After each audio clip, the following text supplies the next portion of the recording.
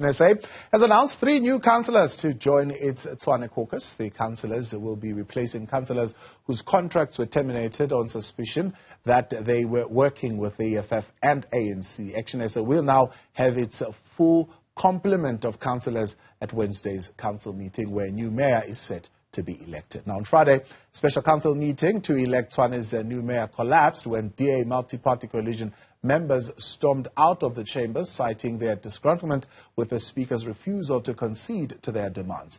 All right, let's take this conversation further. We're joined now by Funzi Ngobeni, who's the chairperson of ActionSA in Gauteng. Good to have you, and thank you very much for your time. While we are talking of a shutdown today, one would say you had a mini shutdown this past weekend within the party, where you got rid of at least 3 of the councillors. Others are calling it crushing internal dissent. You are saying you will not tolerate internal deceit. What has created this environment in the party? Yeah, thank you very much, Tabo, and good evening to your viewers.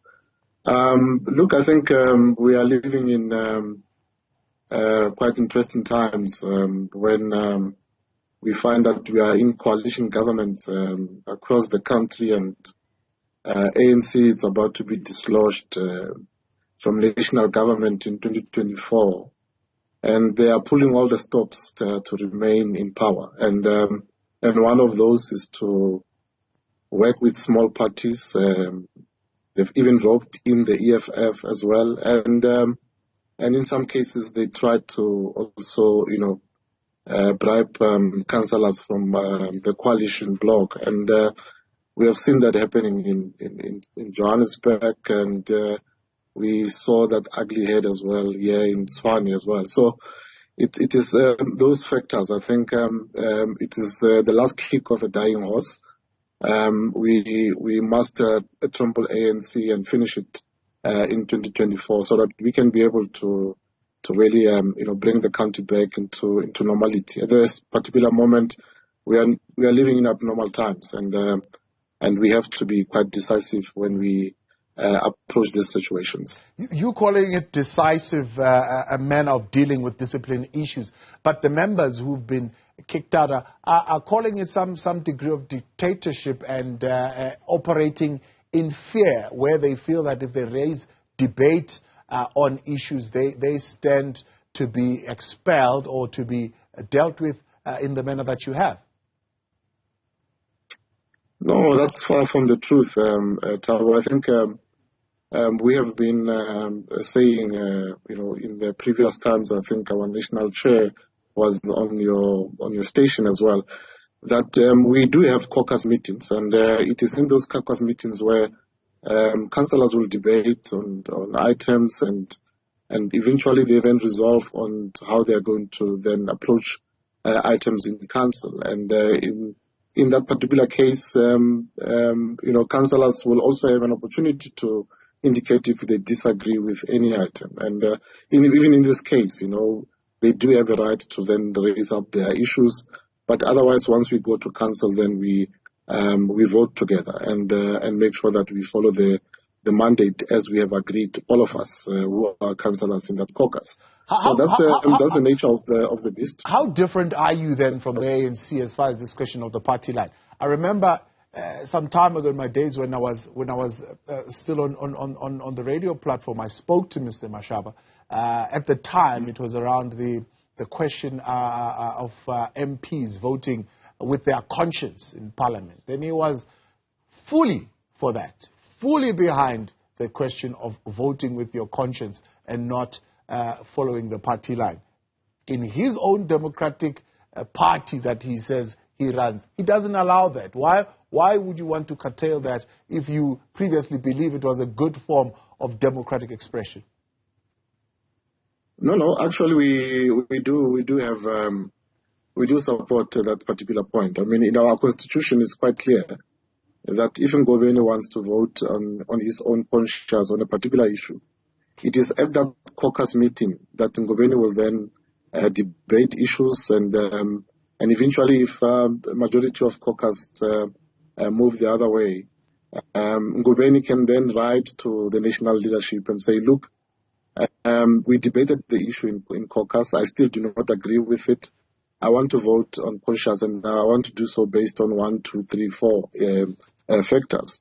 And that will then be engaged by the national leadership. He will then get permission to then exercise his conscious vote in council. So we do support that. But in this particular case, our councillors didn't exercise that right that is enshrined in our constitution. Instead, they then went to council and vote with the opposition. And to show that this was really not a vote of conscience, Thabo, the 3 councillors eventually ended up on the side of the ANC.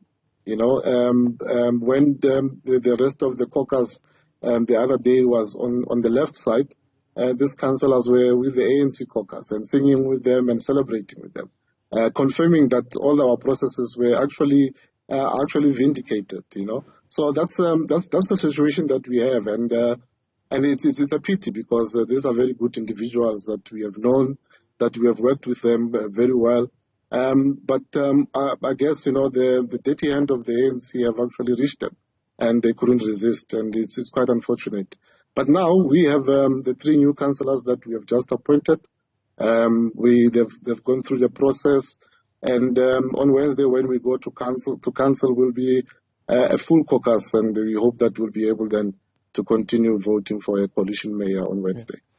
What's the reason why the councillors were not given their polygraph test results? Well, if they ask for it, they will have received them. I think that is a process that is done. So if they will have asked for them, they will have received them. But at this particular moment, we consider them as former members. We are now moving on and marching on, and we can't be distracted by really elements that are hell-bent on compromising the bigger project. The bigger project, it's not only in Tshwane, it's not only in Johannesburg. The bigger project is ensuring that we save South Africa in 2024, and we will not compromise on that. So they do have a right. I mean, if they want to review the matter in court, they have that option as well of taking it to court. But at this particular moment, for us, we are now focused, and we want to make sure that we deliver what the residents have voted us on. Yeah. How confident are you that this is an indication, I suppose, the 3 new councillors coming in, that you've sorted out your house?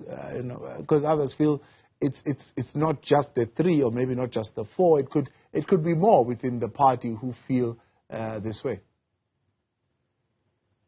Yeah, no, we are quite confident. I mean, we continue to hold our councillors in high esteem, and we continue to believe that all of them, they've got integrity and they've got honesty on delivering on their mandate. I mean, you cannot guarantee individuals' commitment until they show you otherwise.